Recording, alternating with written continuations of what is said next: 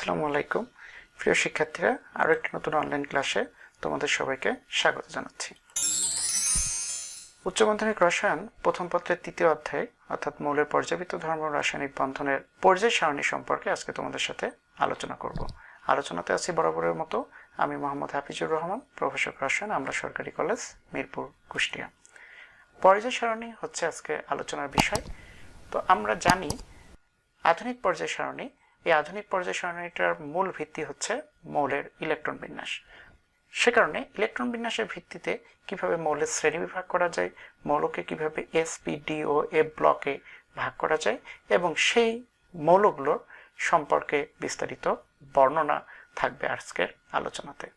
আশা করি শেষ পর্যন্ত আমার সাথে থাকবে এবং এই আলোচনা থেকে তোমরা উপকৃত হবে। এখানে একটি পর্যায় সারণী আমরা দেখতে পাচ্ছি। এই পর্যায় সারণীটি যদি আমরা গভীরভাবে লক্ষ্য করি তাহলে 18টি গ্রুপ বা শ্রেণী রয়েছে এবং এই বরাবর 7টি পর্যায় রয়েছে। এই আধুনিক পর্যায় সারণীকে বর্তমানে 4টি ব্লক অর্থাৎ S block, P block, D block এবং নিচের এই অংশটি এই ব্লক এভাবে ভাগ করা হয়েছে। আমরা মূল আলোচনা যাওয়ার পূর্বে পর্যায় সারণীর ইতিহাস এবং পর্যায় সারণীকে কিভাবে এই ব্লক সমূহে ভাগ করা হলো সেটি একটু জেনে নিই। 1869 খ্রিস্টাব্দে সর্বপ্রথম মেন্ডেলিভ ওই সময়ে জানা 63টি মৌলকে এদের পারমাণবিক ভরের ক্রমবৃদ্ধি অনুসারে 12টি পর্যায় এবং 8টি গ্রুপে বিন্যস্ত সহকারে প্রথম পর্যায় সারণী তৈরি করেন, যে কারণে মেন্ডেলিভকে পর্যায় সারণীর জনক বলা হয়ে থাকে। পরবর্তীতে পারমাণবিক সংখ্যার ক্রম অনুসারে মৌলসমূহকে 7টি পর্যায় এবং 18টি গ্রুপে বিন্যস্ত করে আধুনিক পর্যায় সূত্র মতে দীর্ঘাকার পর্যায় সারণী তৈরি করা হয়ে থাকে। সেখানে একটি পর্যায় সূত্র রয়েছে যাকে আধুনিক পর্যায় সূত্র বলা হয়ে থাকে। আধুনিক পর্যায় সূত্র মতে মৌলসমূহের ভৌত রাসায়নিক ধর্মাবলী এদের পারমাণবিক সংখ্যা বৃদ্ধির সাথে পর্যায়ক্রমে আবর্তিত হয়। আধুনিক পর্যায় সারণী তৈরিতে অনেক বিজ্ঞানীর মধ্যে বিজ্ঞানী নিলস বোরের অবদান সবচেয়ে বেশি হয়। তাকে দীর্ঘাকার পর্যায় সারণীকে বোর পর্যায় সারণীও বলা হয়ে থাকে। দীর্ঘাকার পর্যায় সারণী নিলস বোর এর ইলেকট্রন বিন্যাসের ভিত্তিতে বিস্তৃত পর্যায় আকারে একটি পর্যায় সারণী তৈরি করেন। এটি দীর্ঘাকার পর্যায় সারণী বা বোরের পর্যায় সারণী নামে পরিচিত। বর্তমানে এই পর্যায় সারণীতে 7টি পর্যায় এবং 18টি শ্রেণী বা গ্রুপ রয়েছে। দীর্ঘ পর্যায়ে 10টি করে ডি ব্লক মৌল পর্যায় সারণীর মধ্যভাগে থাকে। প্রতি পর্যায়ের শেষ প্রান্তে থাকে নিষ্ক্রিয় গ্যাস অর্থাৎ এই যে 18 নম্বর গ্রুপে, এবং এর নিচের দিকে ল্যান্থেনাইট ও অ্যাক্টিনাইট মৌলগুলোকে দুটি আলাদা সিরিজ হিসাবে ষষ্ঠ ও সপ্তম পর্যায়ে তৃতীয় গ্রুপে রাখা হয়েছে, কিন্তু তাদেরকে আসলে মূলত পর্যায় সারণীর নিচে আলাদা একটি স্থানে স্থান দেওয়া হয়ে থাকে। আধুনিক পর্যায় সারণীর মূল ভিত্তি হচ্ছে পারমাণবিক সংখ্যা ও ইলেকট্রন বিন্যাস। পরমাণুর ইলেকট্রন বিন্যাসের ক্ষেত্রে অরবিটাল সমূহের ইলেকট্রন ধারণের ক্রম অনুসারে পর্যায় সারণীর মৌলসমূহকে 4টি ব্লকে ভাগ করা হয়। এই ব্লকগুলি হলো S block, P block, D block, F block. আমরা যদি পর্যায় সারণীটি খেয়াল করি, আমরা পূর্বেও দেখেছি যে এই পর্যায় সারণীর এই অংশটিতে যে মৌলগুলো রয়েছে সেগুলি এস ব্লক, এই অংশে যে মৌলগুলি রয়েছে সেগুলো হচ্ছে পি ব্লক, এখানে যে মৌলগুলি রয়েছে সেগুলো হচ্ছে ডি ব্লক, এবং এই যে নিচে আলাদাভাবে দুটি সারি রয়েছে এই সারির মৌলগুলি হচ্ছে এফ ব্লক মৌল। আমরা এখন ধারাবাহিকভাবে প্রতিটি ব্লক সম্পর্কে আলোচনা করব। প্রথম যে ব্লকটি রয়েছে সেটি হচ্ছে এস ব্লক। সংখ্যা হিসেবে আমরা বলতে পারি যে যেসব মৌলের সর্বশেষ ইলেকট্রনটি এস অরবিটালে প্রবেশ করে তাদেরকে এস ব্লক মৌল বলে। এদের সাধারণ ইলেকট্রন বিন্যাস অর্থাৎ সর্বশেষ স্তরে S1 অথবা S2 ইলেকট্রন বিন্যাস থাকে, অর্থাৎ এদের সর্বশেষ কক্ষপথের ইলেকট্রন বিন্যাসটি হবে NS1 অথবা NS2। সাধারণত পর্যায় সারণীর গ্রুপ 1 এবং গ্রুপ 2 এর মৌলসমূহ এবং 18 নম্বর গ্রুপের শুধুমাত্র হিলিয়াম এস ব্লকের অন্তর্ভুক্ত। হিলিয়াম সহ এস ব্লক মৌলের সংখ্যা হচ্ছে 14টি। আমরা যদি এখানে কিছু মৌলের ইলেকট্রন বিন্যাস দেখি, যেমন hydrogen 1s1, helium 1s2, lithium 1s2 2s1, beryllium 1s2 2s2, magnesium 1s2 2s2 2p6 3s। এই মৌলগুলোর ক্ষেত্রে আমরা যদি খেয়াল করি তাহলে প্রত্যেকের সর্বশেষ কক্ষপথের ইলেকট্রন বিন্যাস হচ্ছে S1 অথবা S2, অর্থাৎ এদের সর্বশেষ ইলেকট্রনটি এস উপশক্তি স্তরে বা এস অরবিটালে প্রবেশ করে, সেজন্য এরা সকলেই হচ্ছে এস ব্লক মৌল। সুতরাং আমরা বলতে পারি এস ব্লক মৌলসমূহের সর্বস্থ শক্তি স্তর বা যোজ্যতা স্তর ইলেকট্রন বিন্যাস হবে NS1 বা NS2। এস ব্লক মৌলসমূহের কে অর্থাৎ এখানে যে 1A এবং 2A গ্রুপ রয়েছে, এই দুটো গ্রুপের মৌলসমূহকে দুটি বিশেষ ভাগে ভাগ করা যায়। একটি হচ্ছে ক্ষার ধাতু বা অ্যালকালি মেটালস, অন্যটি হচ্ছে মৃৎক্ষার ধাতু বা অ্যালকালাইন আর্থ মেটালস। তো ক্ষার ধাতু এস ব্লক মৌলসমূহের মধ্যে গ্রুপ 1-এ যে মৌলগুলো রয়েছে যেমন lithium, sodium, potassium, rubidium, caesium, francium ইত্যাদিকে ক্ষার ধাতু বলা হয়। কারণ হিসাবে এইসব মৌল পানির সাথে তীব্রভাবে বিক্রিয়া করে সবল ক্ষার ধাতব হাইড্রোক্সাইড ও হাইড্রোজেন গ্যাস উৎপন্ন করে। যেমন সোডিয়াম, এটি পানির সাথে বিক্রিয়া করে সোডিয়াম হাইড্রোক্সাইড এবং হাইড্রোজেন গ্যাস উৎপন্ন করে। আমরা জানি সোডিয়াম হাইড্রোক্সাইড অত্যন্ত তীব্র ক্ষার। মৃৎক্ষার ধাতু গ্রুপ 2-এর ধাতব মৌলসমূহ হলো beryllium, magnesium, calcium, strontium, barium এবং রেডিয়াম। এদের NS2 যোজ্যতা ইলেকট্রন থাকে, অর্থাৎ সর্বশেষ শক্তি স্তর ইলেকট্রন হচ্ছে NS2। এদের মৃৎক্ষার ধাতু বলে কারণ এই ধাতুগুলোর মধ্যে ম্যাগনেসিয়াম ও ক্যালসিয়ামের অক্সাইড ও কার্বনেট লবণ মাটি বা মৃত্তিকাতে পাওয়া যায়। এরাও পানির সাথে বিক্রিয়া করে ধাতব হাইড্রোক্সাইড ও ক্ষারক, হাইড্রোক্সাইড ক্ষারক ও হাইড্রোজেন গ্যাস উৎপন্ন করে। যেমন ক্যালসিয়াম পানির সাথে বিক্রিয়া করে ক্যালসিয়াম হাইড্রোক্সাইড উৎপন্ন করে। আমরা জানি ক্যালসিয়াম হাইড্রোক্সাইড হচ্ছে ক্ষারধর্মী পদার্থ, যে কারণে এদেরকে বলা হচ্ছে মৃৎক্ষার ধাতু। এখন আমরা দেখে নেব এস ব্লক ধাতব মৌলসমূহের সাধারণ ধর্মাবলী। এস ব্লকের ধাতব মৌলসমূহ এটা ধাতু হলেও এস ব্লকের ধাতব মৌলসমূহ ধাতু হলেও এদের নিম্ন গলনাঙ্ক এবং নিম্ন স্ফুটনাঙ্ক বিশিষ্ট। যেমন গ্রুপ 1-এর সর্বোচ্চ গলনাঙ্ক বিশিষ্ট ধাতু লিথিয়ামের গলনাঙ্ক হচ্ছে মাত্র 180.5 ডিগ্রি সেলসিয়াস। অন্যদিকে সিজিয়ামের গলনাঙ্ক হচ্ছে 28.4 ডিগ্রি সেলসিয়াস। অপরদিকে গ্রুপ 2-এর বেরিলিয়ামের গলনাঙ্ক 1278 ডিগ্রি সেলসিয়াস এবং রেডিয়ামের গলনাঙ্ক হচ্ছে 700 ডিগ্রি সেলসিয়াস। এস ব্লকের মৌলসমূহ সাধারণত নরম এবং নমনীয় ধাতু, যেমন সোডিয়াম ধাতুকে ছুরি দিয়ে কাটা যায়। হাইড্রোজেন ব্যতীত 1 নম্বর গ্রুপের NS1 ব্লকের মৌলগুলো ক্ষার ধাতু এবং 2 নম্বর গ্রুপের NS2 ব্লকের মৌলগুলো সাধারণত মৃৎক্ষার ধাতু বলা হয়ে থাকে।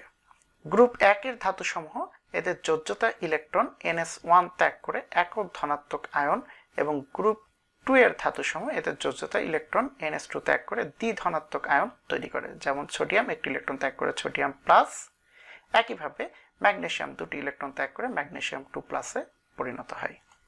গ্রুপ 1, গ্রুপ 2-এর ক্যাটায়ন সমূহে কোনো বিজোড় বা অযুগ্ম ইলেকট্রন থাকে না, অর্থাৎ ইলেকট্রন ত্যাগ করার পরে যখন এরা ক্যাটায়নে পরিণত হয় তখন কোনো অযুগ্ম ইলেকট্রন না থাকায় এদের যৌগসমূহ বর্ণহীন।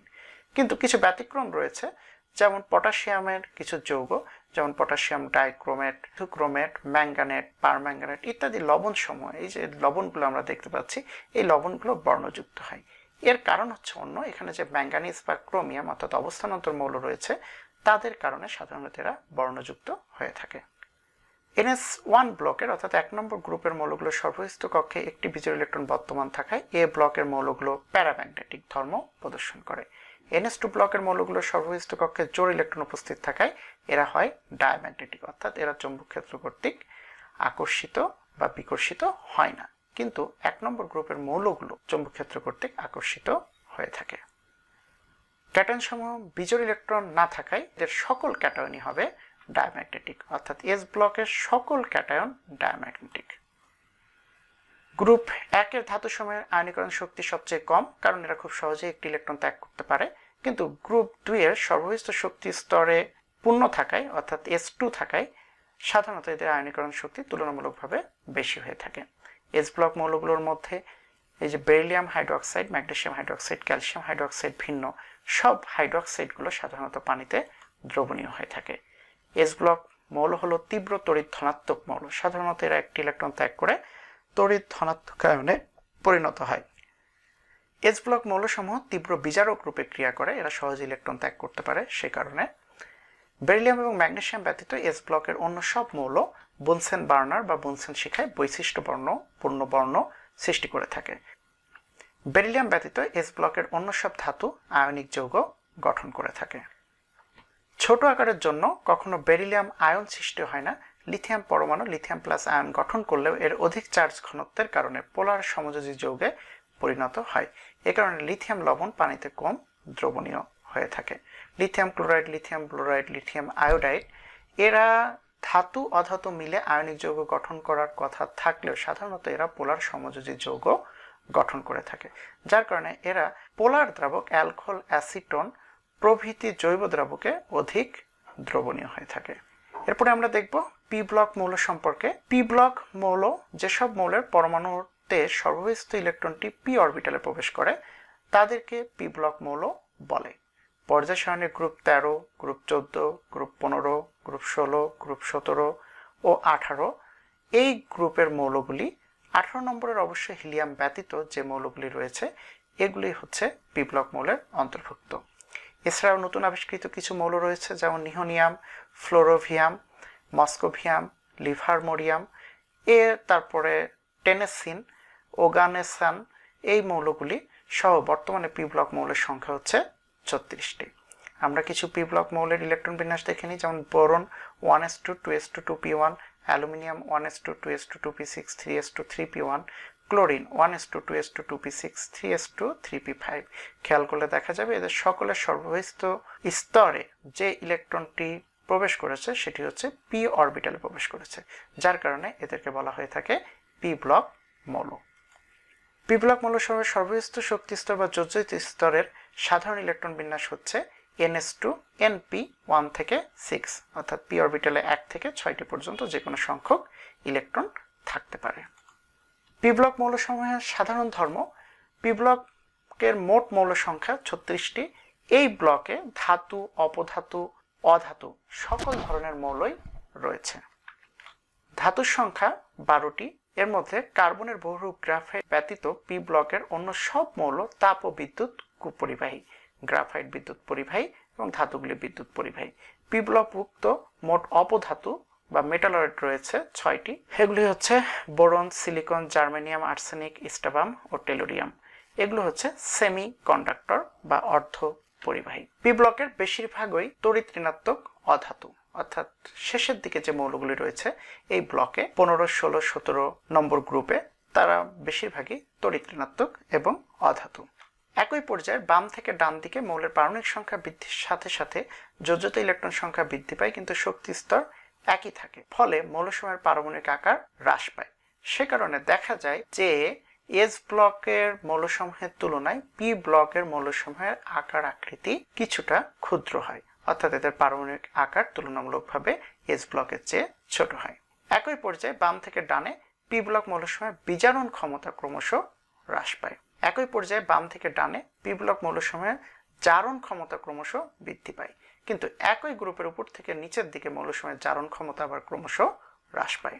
একই গ্রুপে উপর থেকে নিচের দিকে মৌলসমূহের বেলায় পারমাণবিক আকার বৃদ্ধি পায়, আয়নীকরণ বিভব হ্রাস পায়, ধাতব ধর্ম ক্রমশ বৃদ্ধি পায়। একই গ্রুপের উপর থেকে নিচের দিকে মৌলসমূহের বিজারণ ক্ষমতা অর্থাৎ পি ব্লক মৌলসমূহের বিজারণ ক্ষমতা ক্রমশ বৃদ্ধি পায়। পি ব্লকের অধাতু মৌলসমূহ নিজেদের মধ্যে সমযোজী যৌগ গঠন করে এবং ধাতুর সাথে এরা আয়নিক যৌগ গঠন করে থাকে। পি ব্লকের মৌলসমূহের পরিবর্তনশীল জারণ অবস্থা বিভিন্ন যৌগে দেখা যায়, যেমন নাইট্রোজেন, ফসফরাস, ক্লোরিন এরা ভিন্ন ভিন্ন জারণ মান প্রদর্শন করে থাকে ভিন্ন ভিন্ন যৌগে। পি ব্লক মৌলসমূহের মধ্যে 17 নম্বর গ্রুপের মৌলগুলির ইলেকট্রনীয় কাঠামো NH2NP5 এই মৌলগুলোকে হ্যালোজেন বলা হয়ে থাকে, যেমন ফ্লোরিন, ক্লোরিন, ব্রোমিন এবং আয়োডিন এগুলোই মূলত হচ্ছে হ্যালোজেন। হ্যালোজেন শব্দের অর্থ হচ্ছে সামুদ্রিক লবণ প্রস্তুতকারী।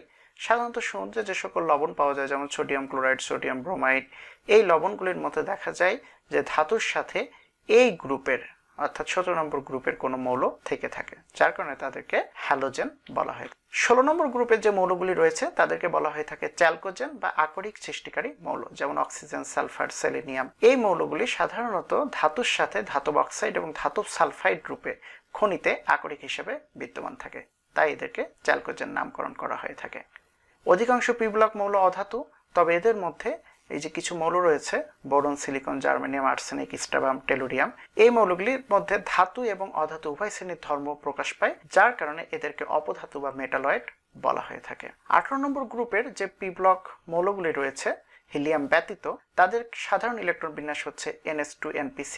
এদেরকে নিষ্ক্রিয় গ্যাস বলা হয়ে থাকে, কারণ এদের এই অধিকতর স্থায়ী ইলেকট্রন বিন্যাসের কারণে এরা রাসায়নিকভাবে নিষ্ক্রিয় হয়ে থাকে, যেমন নিয়ন, আর্গন, ক্রিপ্টন, জেনন এবং রেডন। এরপরে আমরা আলোচনা করব ডি ব্লক মৌল নিয়ে। তো ডি ব্লক মৌল বলা হচ্ছে যেসব মৌলের ইলেকট্রন বিন্যাসের সর্বশেষ ইলেকট্রনটি ডি অরবিটালে প্রবেশ করে তাদেরকে ডি ব্লক মৌল বলে। ডি ব্লক মৌলের বহিস্থ দুটি শক্তি স্তর ইলেকট্রন বিন্যাস n-1 d1 থেকে 10 ns1 থেকে 2। ডি ব্লক মৌলসমূহের মধ্যে রয়েছে চতুর্থ পর্যায়ের স্ক্যান্ডিয়াম থেকে জিঙ্ক, পঞ্চম পর্যায়ের ইট্রিয়াম থেকে ক্যাডমিয়াম মৌলগুলি ডি ব্লক মৌল। ষষ্ঠ ও সপ্তম পর্যায়ের ডি ব্লক মৌল আছে। সকল ডি ব্লক মৌলই হচ্ছে ধাতু। এরা সাধারণত পর্যায় সারণীতে গ্রুপ 3 থেকে 12 অর্থাৎ পর্যায় সারণীর যে বি উপশ্রেণী রয়েছে তার অন্তর্ভুক্ত। ডি ব্লক মৌলের সংখ্যা থোরিয়াম সহ 41টি, অর্থাৎ এই 4টি ব্লকের মধ্যে সবচেয়ে বেশি সংখ্যক মৌল রয়েছে ডি ব্লকে। এদের পরমাণুতে সাধারণ ইলেকট্রন বিন্যাস d1 থেকে d10 পর্যন্ত। যেমন স্ক্যান্ডিয়াম আমরা যদি খেয়াল করি তাহলে সর্বশেষ ইলেকট্রনটি রয়েছে প্রবেশ করেছে এই যে 3d অরবিটালে। একইভাবে আয়রন এর সর্বশেষ অর্থাৎ 26 নম্বর ইলেকট্রনটি প্রবেশ করেছে এই ডি অরবিটালে, যার কারণে এদেরকে ডি ব্লক মৌল বলা হয়ে থাকে। আমরা যদি আরো একটু বিস্তারিত দেখি ডি ব্লক মৌলসমূহের শ্রেণী বিভাগ, তাহলে এখানে আমরা দেখতে পাচ্ছি যে কিছু ডি ব্লক মৌল অর্থাৎ 3D ব্লক মৌলসমূহকে প্রথম অবস্থান্ত সিরিজ বলা হয়ে থাকে। তাদের সাধারণ ইলেকট্রন বিন্যাস এখানে দেওয়া আছে 3D 1 থেকে 10 4s1 থেকে 2। একইভাবে 4D ব্লক মৌল যাদেরকে দ্বিতীয় অবস্থানান্তর সিরিজ বলা হয়ে থাকে, এদের সাধারণ ইলেকট্রন বিন্যাস 4D 1 থেকে 10 5s1 থেকে 2। 5D ব্লক মৌল অর্থাৎ তৃতীয় অবস্থানান্তর সিরিজ একই রকম 5D 1 থেকে 10 6s1 থেকে 2। 6D ব্লক মৌল অর্থাৎ চতুর্থ অবস্থানান্তর সিরিজ, এদের সাধারণ ইলেকট্রন বিন্যাস হবে 6D 1 থেকে 10 7s1 থেকে 2। এই মৌলগুলি সাধারণত এখানে এই যে 4টি সিরিজে যে মৌলগুলি রয়েছে সেগুলি হচ্ছে প্রথম অবস্থানান্তর সিরিজ, দ্বিতীয় অবস্থানান্তর সিরিজ, তৃতীয় অবস্থানান্তর সিরিজ, চতুর্থ অবস্থানান্তর সিরিজ। এগুলি মূলত হচ্ছে ডি ব্লক মৌল।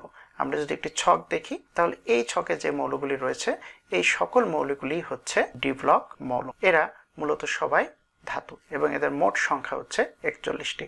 এই 4টি সিরিজে রয়েছে 4×40টি এবং এখানকার থোরিয়াম সহ মোট মৌলের সংখ্যা হচ্ছে 41টি। ডি ব্লক মৌল সমূহের সাধারণ ধর্মগুলি। তো ডি ব্লকের সব মৌলই ভারী ধাতু, এদের ঘনত্ব খুব বেশি হয়। এদের মধ্যে স্ক্যান্ডিয়ামের ঘনত্ব সবচেয়ে কম এবং 5D ব্লকের ইরিডিয়ামের ঘনত্ব সবচেয়ে বেশি। ডি ব্লক মৌলসমূহের ডি অরবিটাল ইলেকট্রন দ্বারা অপূর্ণ থাকে, যার কারণে এদের মধ্যে প্রায় সব মৌলেই পরিবর্তনশীল জারণ অবস্থা দেখা যায়, অর্থাৎ এরা সকলে ভিন্ন ভিন্ন জারণ মান প্রদর্শন করে থাকে। ডি ব্লক মৌলসমূহ হলো উচ্চ গলনাঙ্ক এবং উচ্চ বিস্ফোটনাঙ্ক বিশিষ্ট ধাতু। ডি ব্লকের এ সকল ভারী ধাতু কঠিন ও শক্ত হয়, শুধুমাত্র ব্যতিক্রম হচ্ছে পারদ। পারদ ধাতু হলেও সাধারণ তাপমাত্রায় তরল অবস্থায় থাকে। ধাতু হওয়ার কারণে ডি ব্লক মৌলসমূহ তাপ ও বিদ্যুৎ সুপরিবাহী। ডি ব্লক মৌলের আয়নীকরণ শক্তি এস ব্লক মৌল অপেক্ষা বেশি হয়, কিন্তু পি ব্লক মৌল অপেক্ষা সাধারণত কম হয়ে থাকে। ডি ব্লক মৌল তড়িৎ ধনাত্মক ধাতব মৌল হলে এদের তড়িৎ ধনাত্মকতা এস ব্লক অপেক্ষা কম। ডি ব্লক মৌলসমূহের প্যারাম্যাগনেটিক অর্থাৎ চৌম্বক ক্ষেত্র দ্বারা আকৃষ্ট হয়, কারণ এদের অধিকাংশ ডি অরবিটালে বিজোড় ইলেকট্রন থাকে।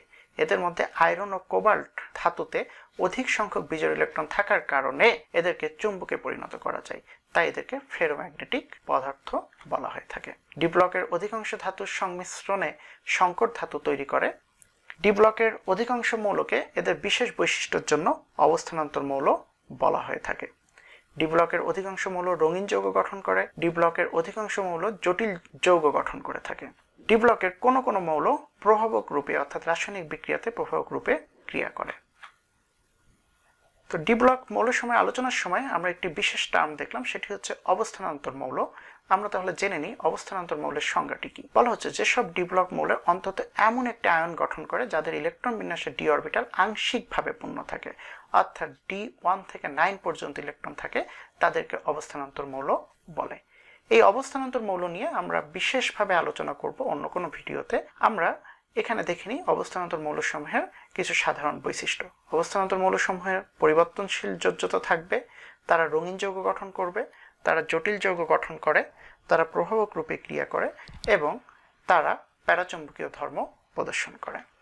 আমরা যদি দেখে নিই যে স্ক্যান্ডিয়াম, তাহলে স্ক্যান্ডিয়ামের ক্ষেত্রে আমরা দেখতে পাই যে স্ক্যান্ডিয়ামের সাধারণ ইলেকট্রন বিন্যাস যেটি, সেখানে সর্বশেষ ইলেকট্রনটি ডি অরবিটালে প্রবেশ করেছে, কিন্তু স্ক্যান্ডিনামের স্থিতিশীল আয়ন স্ক্যান্ডিনাম 3+, তাতে আমরা দেখতেছি যে 3D-তে কোনো ইলেকট্রন নাই, যার কারণে স্ক্যান্ডিনাম ডি ব্লক মৌল কিন্তু অবস্থান্তর মৌল নয়। কিন্তু আয়রনের সর্বশেষ ইলেকট্রনগুলি প্রবেশ করেছে হচ্ছে ডি অরবিটালে, এবং আয়রন স্থিতিশীল আয়ন Fe3+ অর্থাৎ ফেরিক আয়ন, এখানে আমরা দেখতে পাচ্ছি যে ডি অরবিটালটি আংশিকভাবে পূর্ণ, অর্থাৎ এখানে 5টি ইলেকট্রন রয়েছে। সে কারণে আয়রন ডি ব্লক মৌল এবং একই সাথে অবস্থানান্তর মৌল। স্ক্যান্ডিনাম ডি ব্লক মৌল হলেও অবস্থানান্তর মৌল নয়। এখন আমরা আলোচনা করব এফ ব্লক মৌল নিয়ে। বলা হচ্ছে যেসব মৌলের পরমাণুর সবচেয়ে বাইরের কক্ষের শেষ ইলেকট্রনটি NS অরবিটালটি পূর্ণ থাকার ফলে N-1 ডি অরবিটালটি অসম্পূর্ণ থাকা সত্ত্বেও N-2 উপশক্তি স্তরে প্রবেশ করে, তাদেরকে এফ ব্লক মৌল বলা হয়ে থাকে। সোজা কথায় যাদের সর্বশেষ ইলেকট্রনটি এফ অরবিটালে প্রবেশ করে তাদেরকে আমরা বলবো এফ ব্লক মৌল।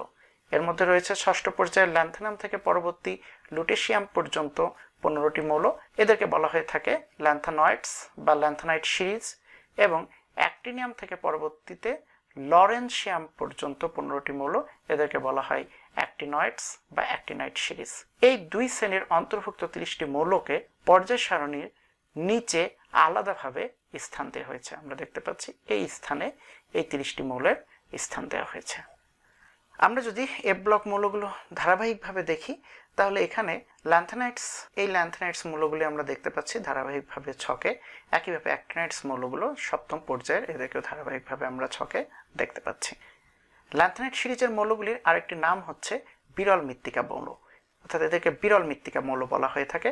কারণ হচ্ছে যে মাটিতে এই মৌলগুলির বিদ্যমান থাকার সম্ভাবনা খুবই খুবই খুবই ক্ষীণ, যার কারণে এদেরকে বিরল মৃত্তিকা মৌল বলা হয়ে থাকে। এদের সাধারণ ইলেকট্রন বিন্যাস N-2 F 1 থেকে 14, N-1 D 0, 1 অথবা 2 এবং NS2। এটি হচ্ছে এফ ব্লক মৌলের সাধারণ ইলেকট্রন বিন্যাস। এফ ব্লক মৌলের সাথে আরও একটি টার্ম জড়িত আছে, সেটি হচ্ছে অন্ত অবস্থানান্তর মৌল। পূর্বে আমরা দেখেছিলাম অবস্থানান্তর মৌল, এখন দেখতেছি অন্ত অবস্থানান্তর মৌল। বলা হচ্ছে যেসব এফ ব্লক মৌলের কোনো সুস্থিত আয়নের ইলেকট্রন বিন্যাসে F1 থেকে F13 পর্যন্ত ইলেকট্রন বিদ্যমান থাকে, অর্থাৎ এফ অরবিটাল আংশিকভাবে পূর্ণ থাকে, শূন্য বা পরিপূর্ণ নয়, তাদেরকে অন্ত অবস্থানান্তর মৌল বলা হয়ে থাকে। ল্যান্থানাইট সিরিজভুক্ত মৌলে 4f অরবিটাল অসম্পূর্ণ থাকে এবং অ্যাক্টিনাইট সিরিজভুক্ত মৌলে 5f অরবিটাল আংশিকভাবে পূর্ণ থাকে। এফ ব্লক মৌলসমূহের যদি আমরা সাধারণ ধর্মাবলী দেখি তাহলে এরা সকলেই তড়িৎ ধনাত্মক এবং অত্যন্ত সক্রিয় ধাতু। সাধারণভাবে এদের উচ্চ গলনাঙ্ক এবং উচ্চ স্ফুটনাঙ্ক দেখা যায়। এরা একাধিক জারণ অবস্থা দেখায়, তবে এই জারণ অবস্থাগুলির মধ্যে +3 জারণ অবস্থাটি সবচেয়ে বেশি স্থিতিশীল এবং বেশিরভাগ এফ ব্লক মৌল এই জারণ অবস্থাটি প্রদর্শন করে থাকে। এরা জটিল যৌগ গঠন করে। অ্যাক্টিনাইট শ্রেণীর অধিকাংশ মৌলই হচ্ছে তেজস্ক্রিয় বা রেডিও অ্যাক্টিভ মৌল। এরা যে জটিল যৌগ গঠন করে সেগুলো ডি ব্লক মৌলসমূহের মধ্যে সাধারণত রঙিন হয়ে থাকে। এদেরও অযুগ্ম ইলেকট্রন উপস্থিতির কারণে কোনো কোনো এফ ব্লক মৌল প্যারাম্যাগনেটিক বা প্যারাচুম্বক প্রকৃতির হয়ে থাকে। এদের সাধারণত একই ধরনের রাসায়নিক ধর্ম দেখা যায়, অর্থাৎ সকল এফ ব্লক মৌলগুলো মোটামুটিভাবে একই ধরনের রাসায়নিক ধর্ম প্রদর্শন করে থাকে।